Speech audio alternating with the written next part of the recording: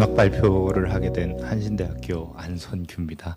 먼저 원래 제가 이 전에 발표를 진행을 했어야 되는데 개인적인 사정으로 좀 늦어지게 돼서 대단히 송구스럽게 생각합니다. 그러면은 제가 오늘 준비한 발표 진행하도록 하겠습니다. 제가 오늘 발표할 주제는 여말선초 고창설 씨의 한반도 이주와 후손들의 동향입니다. 대체적으로 이렇게 두 가문의 지금 제목에서는 이제 여말선초를 내세우고 있는데요. 전체적인 조선시대까지의 이 가문들의 동향까지 파악을 해보는 게 제 발표의 목적입니다. 발표에 앞서서 하나 그림 보고 가시면 좋을 것 같아서 제가 넣어봤습니다. 이 그림 다들 아시죠? 혼일강리 역대국도지도. 네. 발표 앞서서 굉장히 지금 여말선초 시대적 분위기를 잠깐 이야기하고 가면 좋을 것 같습니다. 그 어느 시대보다도 여말선초 원가석기 지나면서 개방성이 강해지는 시대라고들 다들 하죠. 이 지도는 그런 부분의 한 단면이라고 생각이 됩니다. 몽골 제국의 고려가 복속이 되면서 아이러니하지만은 개인 간의 직접 교류가 굉장히 확대가 됩니다. 그 방법은 혼인도 있고요. 제가 지금 대표적인 거라고 생각되는 한 3가지 정도만 뽑아왔는데요. 혼인, 과거, 무역, 이런 다양한 개인적 교류들을 이어가면서 많은 사람들이 이제 우리가 흔히 원이라고 한 중국으로도 가게 되고 저희 한반도로도 넘어오게 됩니다. 그러다 보니까 자연스럽게 출현하는 것이 중원인들이 중국인이란 표현은 가급적이면 제가 쓰지 않으려고 합니다. 지역적인 부분을 다루는 것도 있고요. 그리고 당시에는 그런 부분들이 있어서 가급적 여기서는 중원인이라고 저는 표현하겠습니다. 그 중원인들이 한반도로 넘어오게 되면서 다양한 성씨들이 출현을 하게 됩니다. 덕수장 씨, 원주변 씨라든지, 밀양당 씨, 상주이 씨.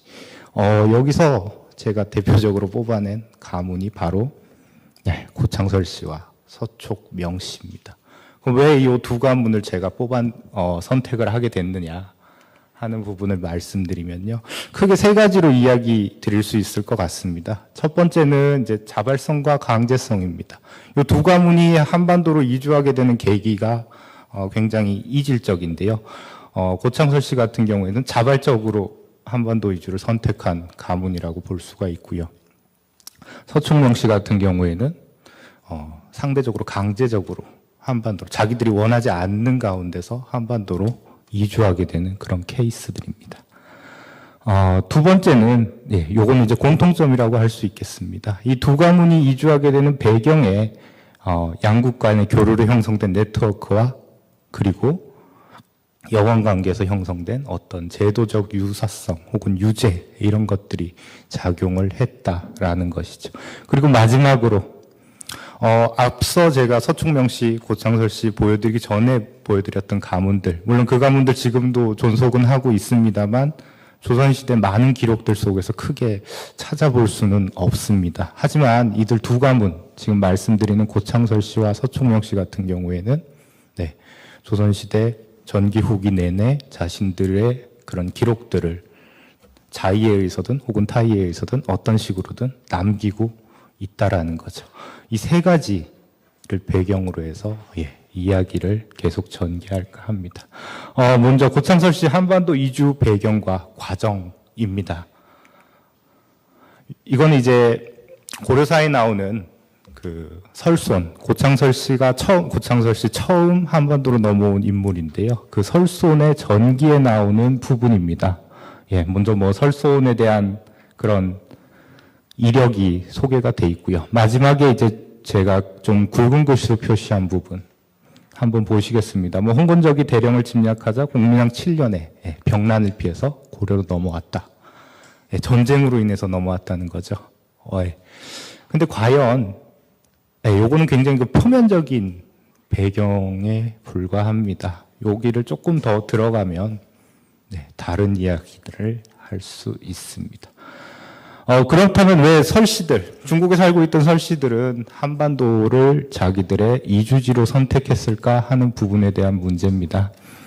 먼저 지금 제가 얘기하고 있는 고창설 씨 같은 경우에는요, 강남 지역에서 성장한 굉장히 저명한 생목인 위구르 출신 가문입니다. 특히 그 방금 제가 말씀드린 그 열전에 나오는 설손의 아버지 같은 경우에는요, 원나라에서 이부상서까지 지낸 굉장히 고관 집안이죠. 그럼에도 불구하고 왜 설손이 고려로 넘어올 수밖에 없었는지에 대해서 말씀을 드리겠습니다. 아까 같은 기록의 바로 윗줄에 있는 내용인데요. 승상 한마의 미움을 받아 단주 수령으로 나갔다가 부친상을 당해서 대령에 우거했다. 여기서 저희가 주목할 부분 하나, 승상 한마의 미움이 뭔가 하는 부분입니다. 원시대에는 굉장히 많은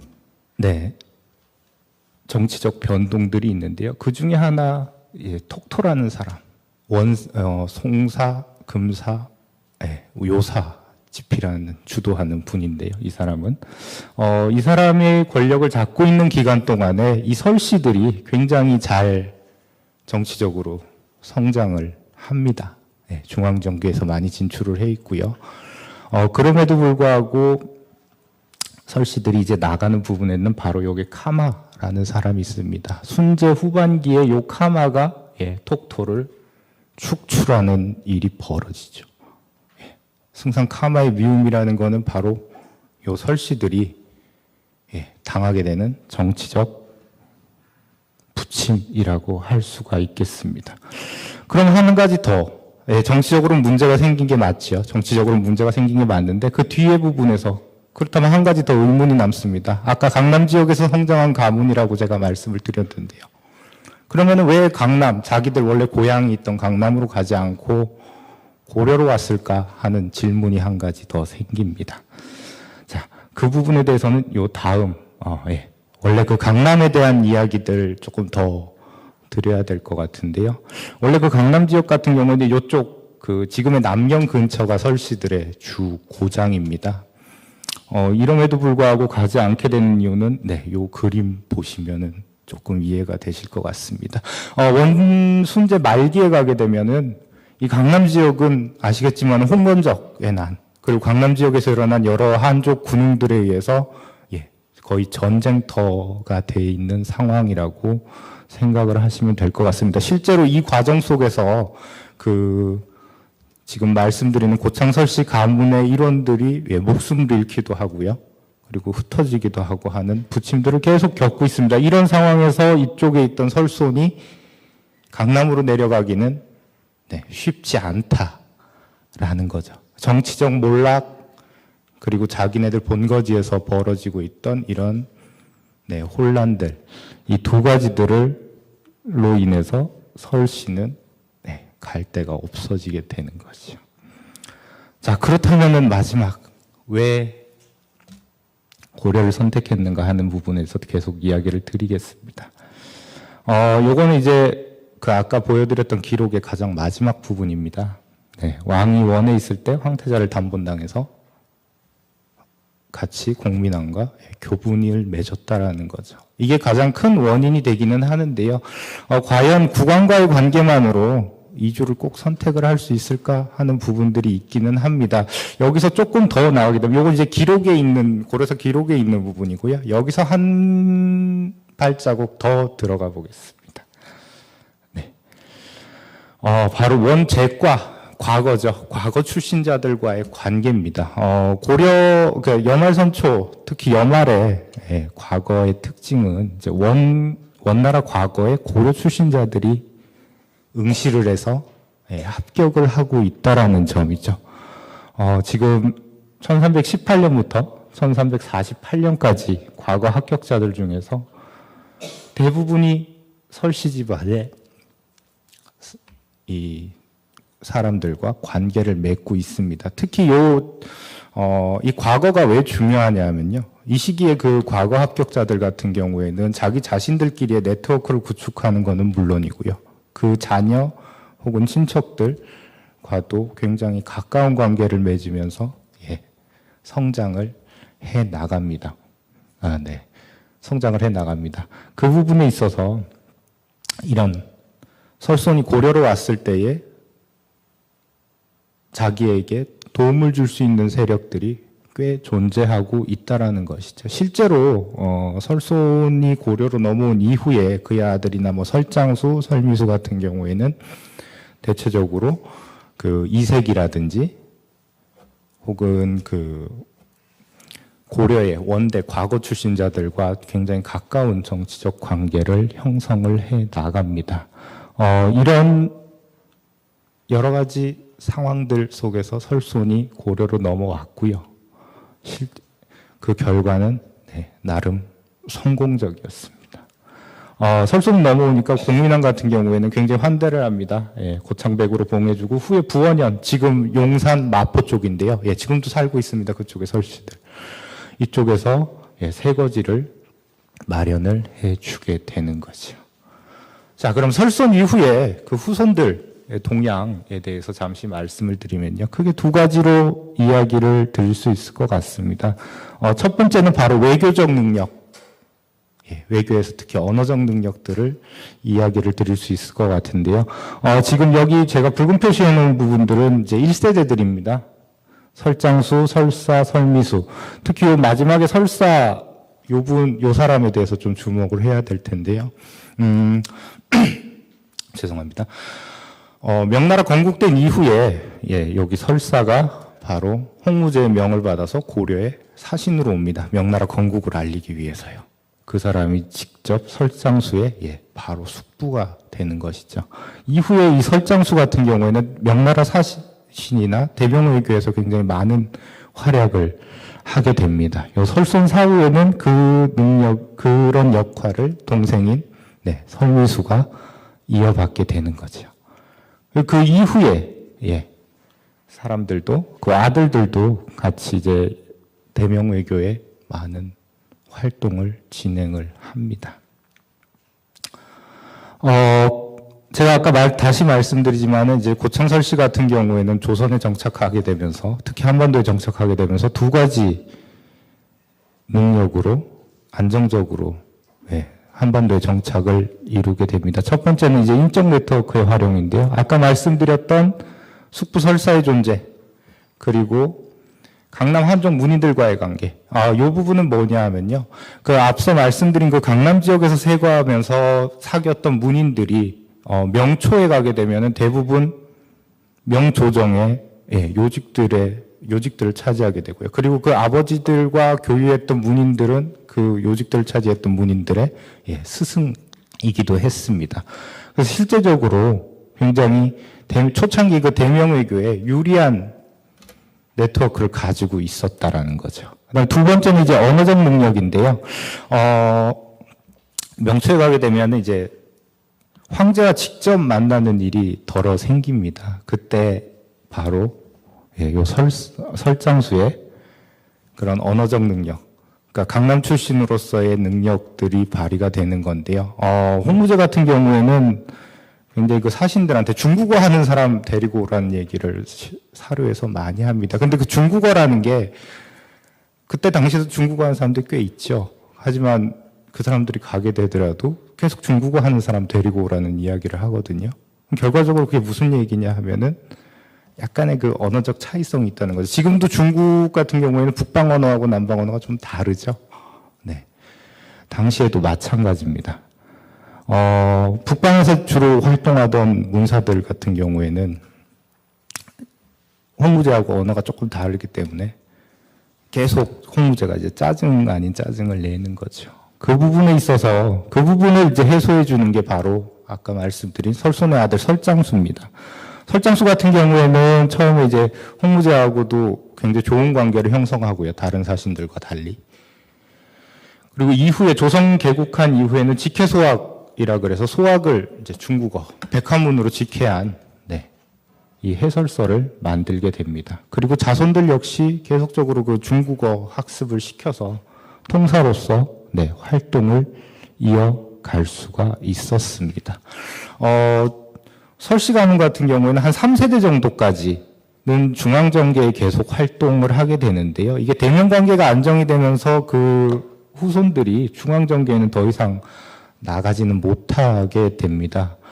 그렇지만 이제 경기도 내 여러 지역과 그리고 다른 지역들로 확산되면서 새거지들을 이어가게 되는데요. 그 새거지들이 어디로 옮겨졌는가를 알 수 있는 게 바로 요 삼절당이라는 곳입니다. 삼절당이라는 거는 이제 그 앞서 제가 보여드렸던 그 설손의 할아버지 설문질부터 이어져 온 이 집안의 현판인데요. 이 삼절이라는 거는 설손 가문들이 고창 설씨 가문이 자신들이 이제 트레이드로 삼았던 어떤 유교적 충효의 그 상징을 보여주는 공간이라고 할 수가 있겠습니다.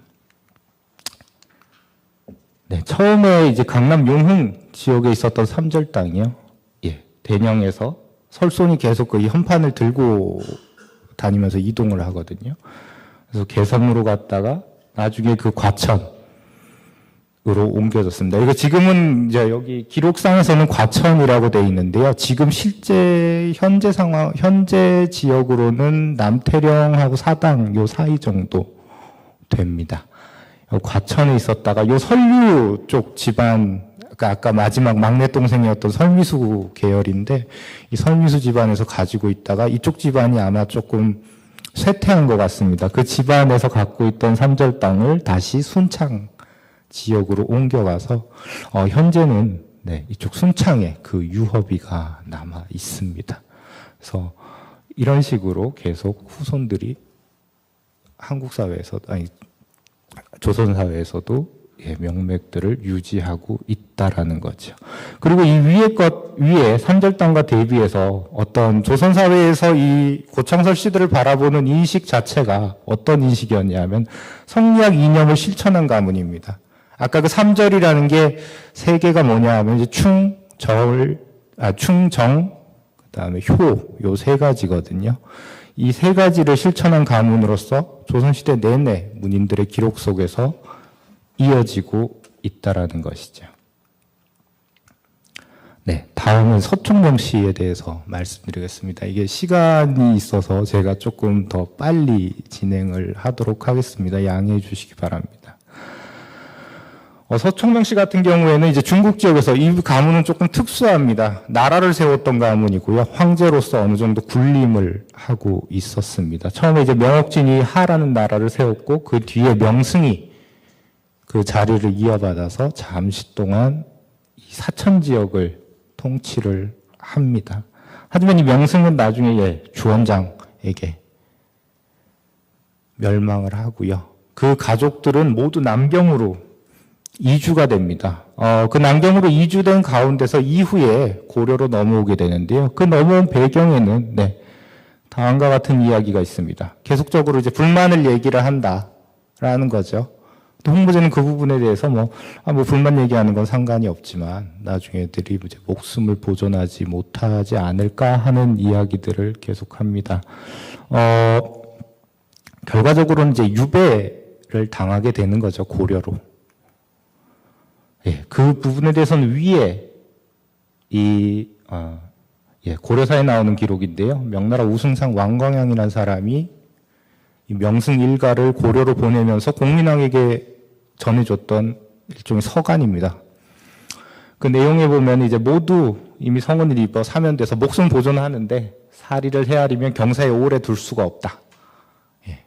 언제 죽을지 모른다라는 이야기죠.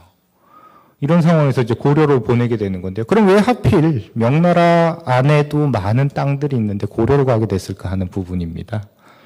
왜 한반도를 선택했을까 하는 부분에 대해서는요. 그 마지막 요 점들을 참고해 주시면 되겠습니다. 그 원세조 이래에 고려는 굉장히 많은 유배지로 활용이 됩니다. 특히 인천 대청도라든지요, 아니면은 제주도 같은 곳이 그런 지역들인데요.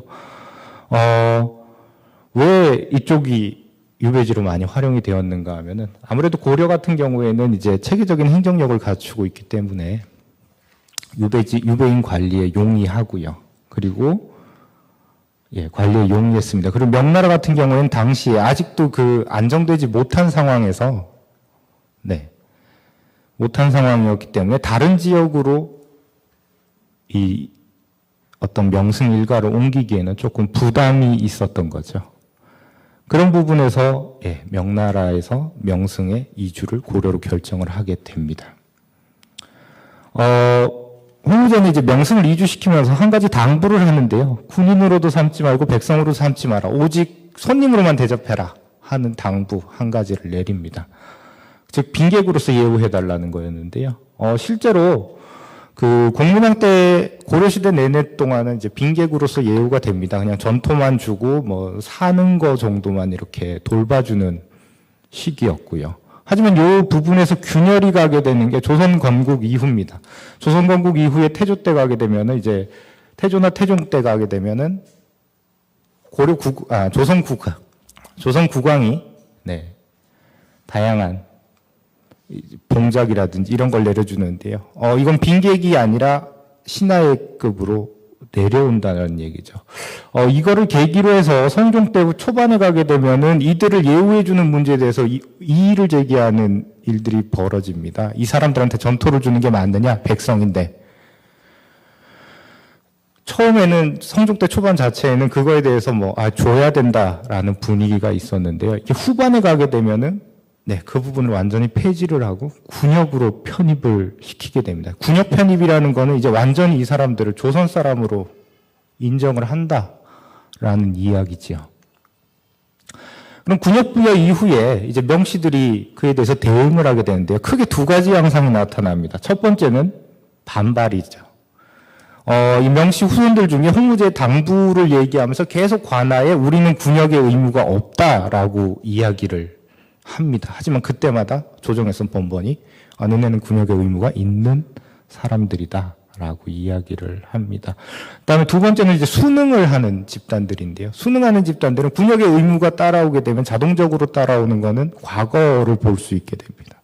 이 과거를 통해서 자신들을 사족화하는 방법을 선택하는 계열들이 생겨나게 됩니다. 이들의 세거지가 초창기에는 아까 말씀드렸듯이 지금 개성 지역에 있던 흥국사 근처였습니다. 하지만 이들이 조선 후기에 가게 되면은 전국으로 퍼지게 되는데요. 그 원인은 임진왜란입니다. 임진왜란 그 일본이 이제 침략하는 길목에 바로 개성이 있었기 때문에 이들은 이산을 할 수밖에 없었고요. 그 대표적인 지역이 지금 보시는 4개 지역입니다. 예, 영변, 평양, 연안, 개성에 조금 남아있는 사람들이 있고요.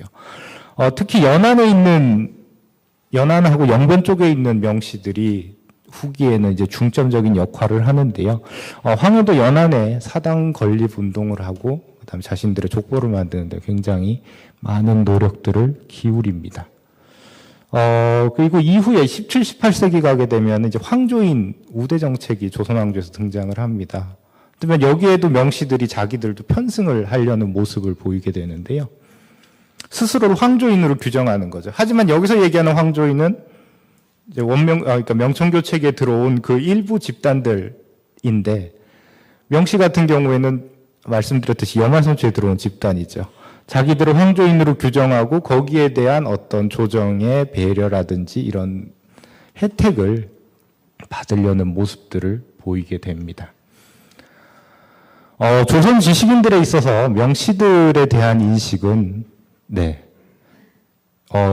이제 건국 초에 중원의 어떤 의복 문화를 수용해주는 그런 매개자로서 인식이 되게 됩니다. 특히 이제 홀레복에 입는 그 붉은색이 장산, 그리고 왕비의 저기를 전해준 집단으로 인식을 하는데요. 이 인식은 특히 여기 지금 이에 제가 끝났습니다. 네, 특히 여기 이익의 지금 기록을 제가 갖고 왔는데요. 주로 이제 근기 남인들 10한 7세기 정도의 근기 남인들에서 많이 보이게 되는 인식입니다. 이게 이후에 가게 되면은 완전히 이제 지식인들 사이에서 널리 퍼져서요. 이덕무라든지 그리고 이후에 이유원의 기록에서도 같은 내용들이 전개가 됩니다. 마지막으로 고창설 씨와 서청명 씨의 디아스포라에 대해서 좀 정리를 해봤습니다. 앞서 말씀드린 내용인데요. 이 두 가문은 정치적 변곡점에 의해서 이주를 결정하게 됐고요. 그리고 그 이주에는 사회 문화적 유죄가 작용을 하고 있었습니다. 그리고 마지막 이들의 후손들은 그 조선 사회 내에서 자신들의 정체성, 고창설 씨 같은 경우에는 자신들이 충효를 어떤 성리학적 이념을 실행한 집단이라는 점을 강조하는 형태로 나타났고요. 서청명 씨 같은 경우에는 스스로가 명나라에서 넘어온 황조인이라는 이런 정체성을 스스로들 규정 지으면서 조선 사회에서 생활을 해 나갔습니다. 정리가 되지 않았었는데요. 발표 이상 마치도록 하겠습니다. 감사합니다.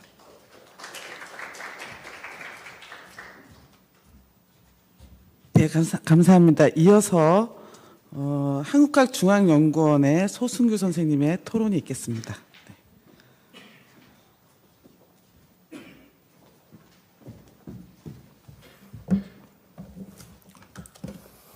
네, 안녕하십니까. 한국학중앙연구원에서 조선전기사를 공부하고 있는 소승규라고 합니다. 처음에 이 토론 주제를 받았을 때 이 고창설 씨나 서촉명 씨의 한반도 이주가 가문의 이주까지는 알겠는데 이게 어떤 디아스포라적인 어떤 주제가 될 수 있을까라고 이제 생각을 했었는데 보내주신 발표 원고를 통해서 어느 정도는 그런 것들을 충분히 조명할 수 있는 주제가 될 수 있지 않을까라고 생각을 하게 되었습니다. 근데 제가 토론문에 한 3가지 문제를 적어두었지만 사실은 향후에 이 발표가 이제 좀 더 발전된 연구로 갈 때 좀 이런 것들이 추가되었으면 좋겠다라는 내용을 하나를 3개로 나눠서 쓴 거에 불과하다라는 말씀 먼저 드리고 싶은데요. 먼저 말씀드릴 거는 제가 3번에 써뒀던 것 같은데 저도 이번에 그 디아스포라라는 개념 자체를 조금 그 발표문의 각주 3번에 나와 있는 사회학자 송영대 선생님인가요? 그분이 써놓은 글들을 보고 다시 한번 정리를 하게 되었는데 그 선생님이 5가지 문제를 지적하셨는데 제가 보기엔 2가지 정도로 정리가 가능할 것 같습니다. 첫 번째로는 이주가 그냥 단순한 선택이 아니라 정치적 구조 혹은 뭐 대외관계적 구조, 경제적 구조의 어떤 구조 속에서 어느 정도 강요되거나 비자발적인 측면들을 포함하고 있고 이 이주가 집단적일 것. 2번째로는 이주 이후에 이주한 사회로 일방적으로 동화돼 버린 것들이 아니고 그 집단이 스스로의 정체성을 가지고 이주한 사회 내에서 공존하면서 그 사이에서 다양한 문화적인 현상이 나타나는 것.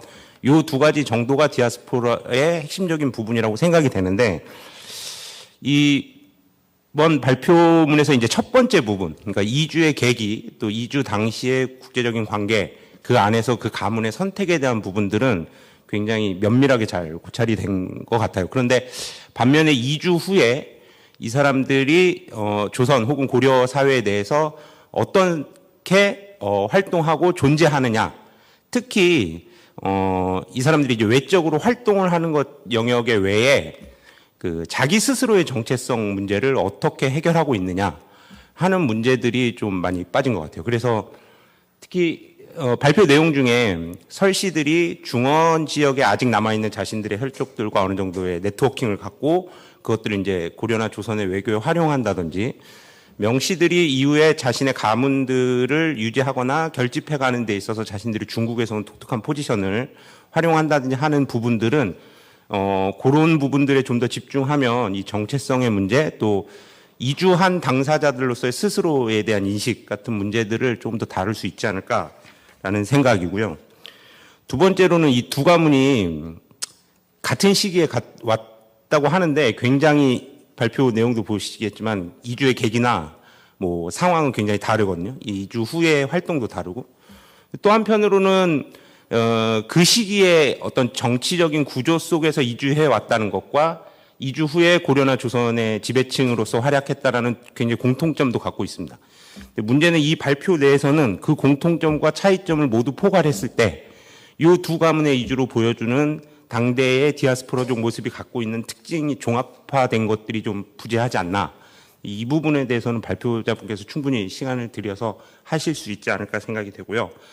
마지막으로는 이번 발표의 기획이 그 고대부터 현대에 이르는 시기까지 이 시기를 포괄하는 시기인데, 이번 발표에 이 두 가문의 이주를 통해서 봤을 때 여말손초라는 시기, 그러니까 가장 국제적인 그 개방성이 높았던 사회에서 어떻게 보면 한국 사회에서 가장 폐쇄적일 수 있는 시기로 이행하는 이 시기에 나타나는 디아스포라적 특징은 다른 시기에 비해서 어떻게 다른지에 대한 문제들이 이 두 가문의 이주로 좀 다루어질 수 있으면 좋지 않을까라는 정도의 토론이었습니다.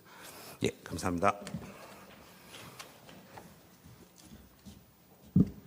네, 감사합니다. 안승규 선생님 답변 네, 부탁드립니다. 네.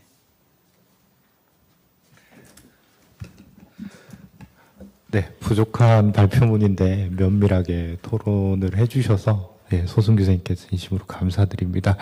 방금 말씀하셨던 그 부분들 유념해서 원고를 정리해서 조금 더 면밀하게 만들도록 하겠습니다. 예, 이상입니다.